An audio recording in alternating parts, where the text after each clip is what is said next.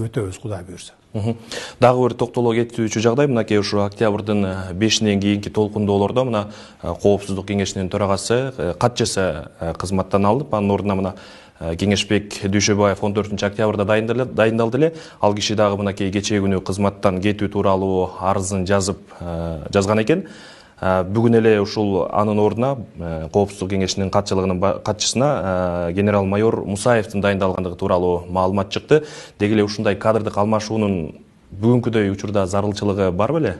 Эми Кеңешбек Дүйшөбаев бул пенсиядагы адам. Анан бул биринчиден, экинчиден анын Коопсуздук кеңешинин башында отурганга моралдык укугу жок. Ошондуктан алмаштырдым. Анткени ал 2010-жылдагы апрель окуялары боюнча, андан кийин түштүктөгү окуялар боюнча, Коогалаң боюнча жооп бериш керек. Анткени ал улуттук коопсуздук кызматынын башчысы болуп отурган ошол мезгилде. Чараларды алдын ала көргөн эмес. Бул дагы териштирилет, ал жоопко тартыла турган адам. Анан кантип Коопсуздук кеңешинин башында туруш керек ал?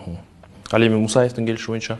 Ал бул генерал-майор өзү, бул аскер адамы. Муну мен ошол жаш, тажрыйбасы мол, ошол Коопсуздук кеңешин алдыга сүйрөп алып кете алат деп, баардык жагынан ошо мурда ушул биз баягы стратегиялык өнөктөш мамлекеттер менен иш алып кете алат деп ишенип туруп койдум аны. Дүйшөбаев мынакей бүгүн эле ошо маалымат жыйынын уюштуруп, айрым баягы учурлар боюнча, фактылар боюнча кенен маалымат берди. Анын ичинде ошо бажы кызматтын мурдагы төрага орун басары Райым Матраимовдун, Крим чөйрөдө аты айтылып жүргөн Камчы Көлбаевдин кармалышын спектакль деп атады. Сиз бул боюнча оюңуз кандай? Дүйшөбаев 30 жылдан бери күч органдарында иштеп келатат. Өзү генерал наамы бар. Кенедей сержанттан бери өсүп келген адам өзү. 30 жылдан бери, 40 жылдан бери ушул союз мезгилинен бери күч органдарында жүрөт. Бирөөнү камап ушу бир тыйын пайда келтириптирби мамлекетке? Сиз барып ошонун өзүнөн сурап көрүңүзчү ошо Дүйшөбаевден. Сиз ошо шоу болсо дагы уюштуруп, ошо алып келип миллиарддарды, миллиондорду төктүрүп көрүптүрбү? Кустуруп. Ушу 30 жыл, 40 жыл ушу иш тажрыйбасында ошонун өзүнөн сурап көрүңүзчү барып. Мен сизге ошондой суроо берет элем да. Бул менен эле бүтпөйт. Камоолор, кустуруулар буну менен эле бүтпөйт. Дагы толтура уланат. Азыр дагы 1 айлык убакыт бергенбиз. Бардыгына өзлөрү баягы коррупционерлер билет. Азыр алып келип өзлөрү добровольно төгүп аткандар дагы бар. Болду, мына мен ушул жерден ушунча урдап койдум элем, ушуну төгөйүн болду. Мындан кийин мени тиги чыкыра көрбөгүлө деп. Ушинтип өзлөрү, биз мисалы күч органдары чыкырып аткан жери жок. Мен жарыя кылгандан кийин келип төгүп аткандар бар. Мунун бардыгын биз айдын жыйынтыгы, жарым жылдыктын жыйынтыгы менен бардыгын жарыялайбыз. Анан азырынча ошол баягы элдин ичинде, эл арасында социалдык түйүндөрдө мындай сын пикир айтпай, андан көрөкчө ошол суроолорду берип, биз эмне иш кылып атабыз, ошол суроолорду берип турса жакшы болот эле да. Жасап аткан ишке сынчы көп болот экен да, сынчы.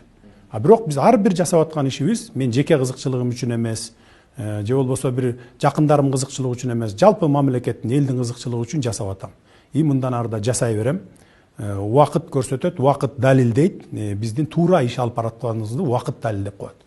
Мен мындан 15 жыл мурун, 8 жыл мурун ушундай жол менен кетели дегенде, жок туура эмес жол деп сындап мага каршы чыгып, керек болсо түрмөгө салгандар бүгүн өкүнүп отурат. Кап, ошол жол туура болбогон экен да депчи. Анан мисалы мен түшүнүп атам. Райымды чыгарып ийди, анан аны камаш керек эле, кармап туруш керек эле деп. Аны кармап турганда эмне пайда? Эмне биз сиздин эсебибизден, мына булардын биздин эсебибизден багып жатабыз да, анычы багып жата беребиз. 3 маал тамак беребиз, башкасын кылабыз, 1 жылдап, 2 жылдап жата берет. Андан көрө миллиарддарды төгүп атпайбы ал, төксүн да. Азыр бул башталышы гана. Азыр тергөө иштери жаңыдан башталып атат. Аягына чыгат, аягына чыккыча дагы далай миллиарддар болот дегендей да. Анан ошону туура түшүнүш керек да, эл дагы баягы биздин иштөө стилибиз башкача. Биз эптеп эле барып камап баарын эле деги түрмөнү толтуруп, анан кийин мына биз деп бир атак даңк алалы деген максат жок.